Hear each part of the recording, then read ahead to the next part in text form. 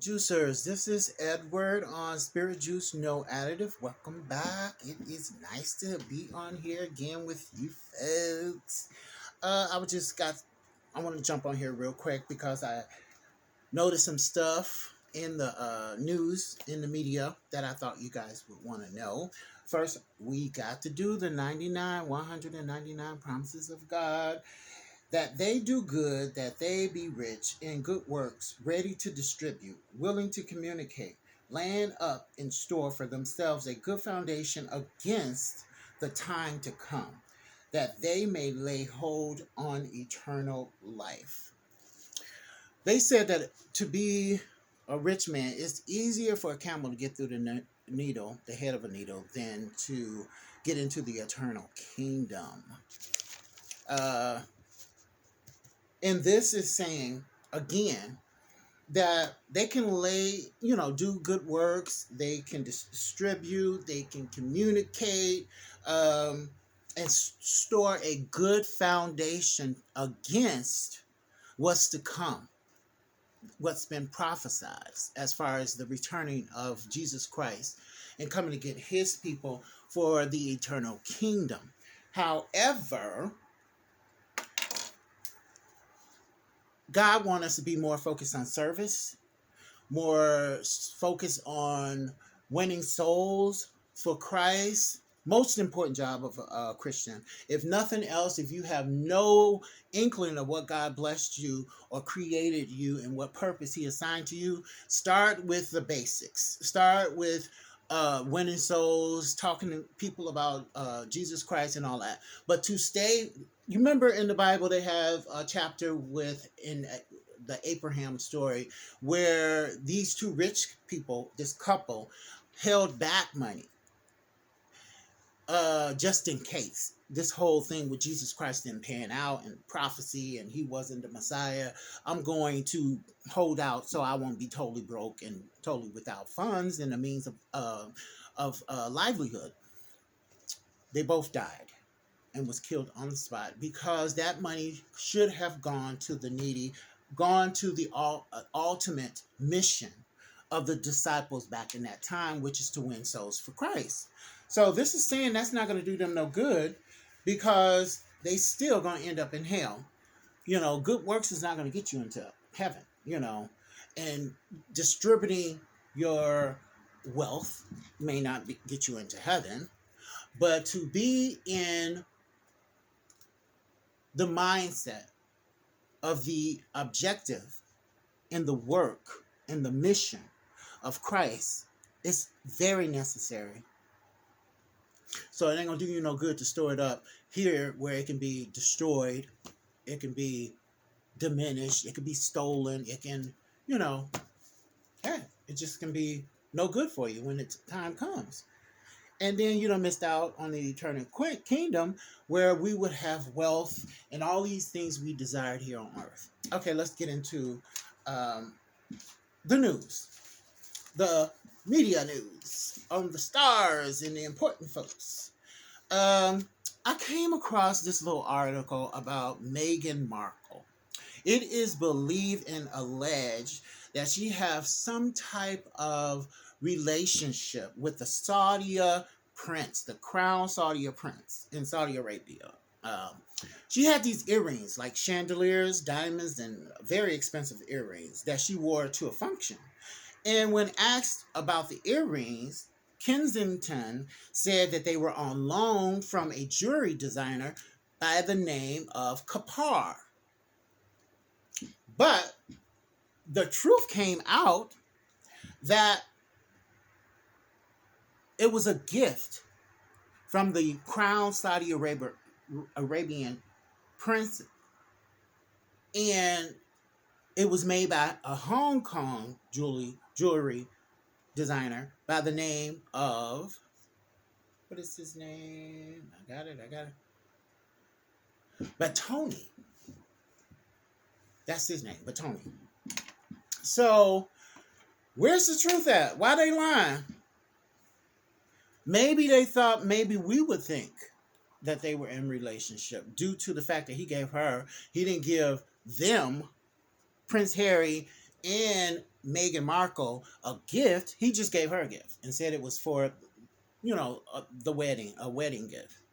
So that's causing people in the media to think that there's something to be hidden here. And the reason they're hidden it is because maybe it's a secret affair, or it appears to be. So we're not gonna put out there that there's an affair with the Saudi prince, a crown Saudi prince. But people are wondering why Meghan Markle is wearing um, these earrings by this prince when he ordered the killing of a journalist. He ordered the murder of a journalist. So what's going on with that? Why would the princess, I think she is now, Meghan Markle, wear, of the royal family, why is she wearing earrings that was given to her by the crown royal prince that murdered a journalist? Why? Why are you doing that, girlfriend? Why are you doing that? We don't understand. That goes against the facade that the royal family wants to, project to the public. We are good people here. We are royal. We don't have to do those things. We don't have to accept gifts from murderers. So yeah, if I didn't explain it good enough, it's Meghan Markle wearing earrings that she initially said was a loan from a jeweler called Kapar. And that's what the Kensington Palace put out. Come to find out, somebody seen these earrings and know that they came from Batoni, a Hong Kong jeweler, and they were sold to Saudi Arabia, the crown Saudi Arabian prince, which gave it to Meghan Markle for a wedding gift, and she wore them to a function. That's where the story begins and ends. So y'all judge for yourself. Next, we're going to talk about Chris Rock, and he was on tour with Kevin Hart. He said he getting paid, and he ain't gonna make a fuss over a paper cut by Will Smith, slapping him in the face on the Oscars televised show.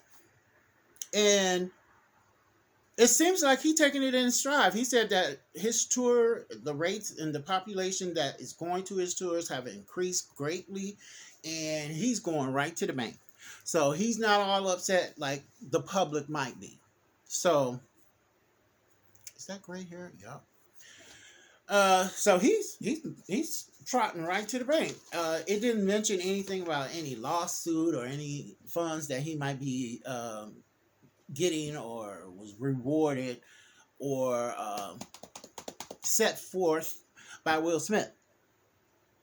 He's getting it off the road in his career. So it just took him up. So he ain't complaining. Finally, I get this news from People Magazine that Cynthia Bailey stated in the article that she feels like she's on her next chapter. Lo and behold, Tia Mowry, in her divorce, said the same thing. I'm on my next chapter. But, however, it seems like she's very quick to do this divorce, and she claiming that he didn't cheat.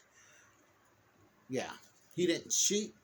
But it's making it seem like she's doing this for a show, just for show, just for to have a storyline on the Real Lives of Atlanta.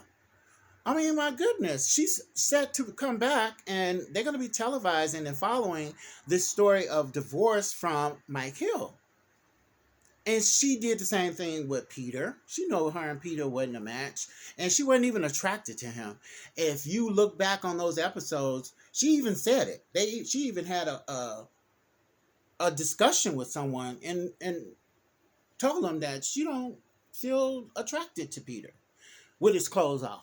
I think him and Cynthia Bailey and her sister was talking about it. But it seems like she's going around creating stories. And I think she's doing it for the amount. She's been on Real House of Atlanta for years. So she's making a good amount of coin. So, but in order to be significant and relevant, you have to have a storyline. Something, she has all these businesses, but it's kind of boring. You know, a wine cellar. I mean, how much of a relationship along with her businesses and her trajectory up, you know, in her career and her finances might be a real story. Give us a little drama, give us a little success, you know, type of thing. So she jumped into this relationship, which I added into another episode, which is getting a lot of views. It has Randy and Cynthia Bailey and Mike Hill on the thumbnail. And it seems like she's just creating a story here. My goodness. Would you go to the extent to marry somebody that you know you ain't going to be with for no significant amount of time? I mean, just for money? Is Cynthia that kind of person that she accused? Who was that? Kenya? She thought Kenya and the whole group thought Kenya had brought this man on. Come to find out, the man and her wasn't even together. But she made it seem like that was a love interest, that was a story line, and they went with it. So we don't know what these stars do and what length they'll go to just to have a storyline. Because reality TV is only interested if you got the trauma in the drama. You got to have something going on, something interesting. And just her and her business, it's not interesting. Her daughter, staying with Mike Hill in wherever he at, California, was interesting. The marriage and the whole wedding and how it came to be was interesting. Now you're going into divorce. That's interesting. After only 2 years of marriage. And I'm not sure again how long they courted prior to marriage, but it wasn't a significant amount of time for her to just process Peter and then, you know, find out who she is and then move into a relationship with Mike Hill, and who said and wrote a book that he had cheated on his past wives. So maybe it's a deal that they made between each other. He wanted a career and moved towards show business, and she needed a storyline to keep her money, because they go into negotiations after a certain amount of seasons that they agree to take that amount of money for. But at certain points, they get an opportunity to renegotiate, you know, what contract they're gonna have. So to me, it seems like she's creating a story. It doesn't seem authentic that she would marry two people that she knows she can't tolerate. It was an absolute deal breaker with Peter, with Cynthia, you know, trying to make that relationship work. And she wasn't even attracted to him. How you gonna marry somebody you weren't attracted to? And I'm sure they didn't wait. Why is this side lighter than this? I'm gonna have to do something with this. But anyway, what y'all think? Tell me in the comments. Let's talk, y'all. Make this more interesting. Let's go to the next level. We have gotten up to 137, last I look, subscribers. Within the last 28 days, we've gotten 50 subscribers. So we must be doing something good, people. So let's like, share, and subscribe. I am going to put my Cash App into the description box at some point. I don't remember it offhand. I think it's Spirit Juice, $ Spirit Juice 51. That's what it is. $ Spirit Juice 51. That ain't how old I am. I'm 55, but it just sounded good. But anyway, that's again $ Spirit Juice 51. Cash App. But anyway, to support the channel so we can get all the bells and whistles and have a better quality of time spent on these episodes. We want the bells and whistles. We want to get our StreamYard streamlined, more professional, and we can do more things. You can see who I'm talking about, see the articles. We can exchange conversations and all that good stuff. This is really bothering me. As soon as I'm get off here, now it's gone. So it was from my scarf. I have a cream scarf that I just went to the store in. That's what it was. But anyway, love you guys. Thank you for tuning in to another episode of Spirit Juice. Like, share, and subscribe, and support the channel. $ Spirit Juice 51. See you on the next episode. Bye.